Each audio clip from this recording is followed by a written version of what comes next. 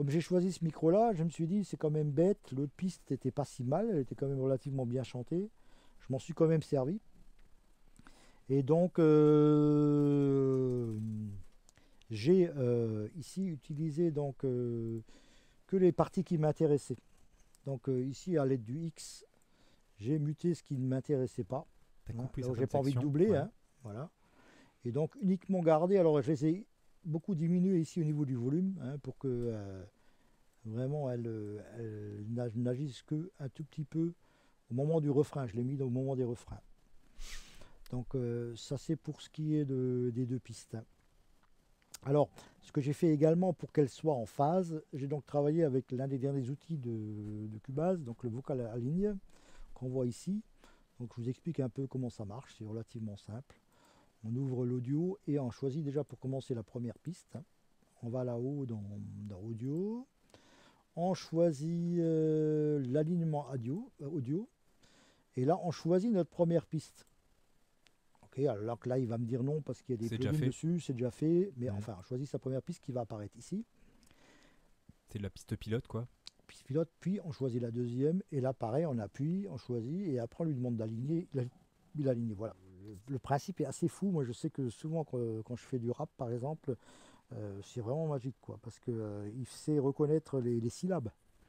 Donc il reconnaît les syllabes et il replace les mots. C'est vraiment, vraiment bien pour les bacs, par exemple. Quoi, hein, les bacs sans synchro.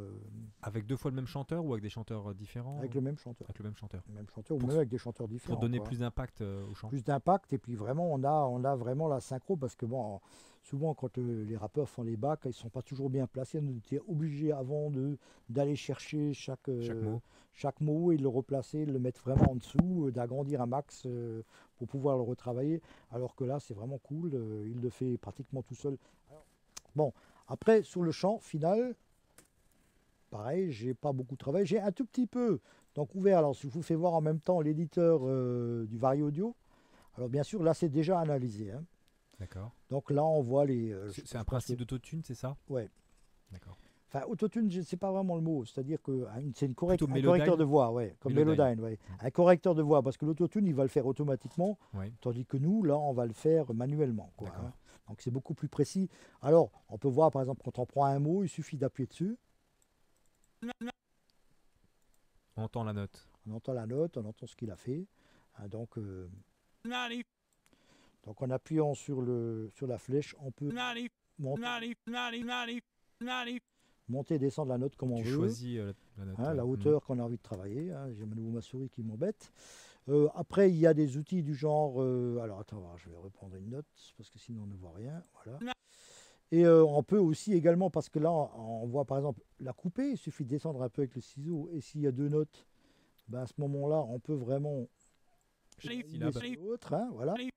Ou alors choisir les deux et puis faire un signal. Bon, ça, c'est pas très joli. Je vais revenir en arrière après. Mais sur certaines choses, ça peut être très utile, sur des fins de mots, des choses comme ça. On peut aussi travailler sur la courbe. Voilà. Hein, donc, le vibrato, c'est ça? C'est le vibrato, ouais. Le vibrato d'une note. Hein. Donc ça donne ça, hein, si on écoute. Maintenant, je le mets droit. Alors, remarque bien la différence. Hein.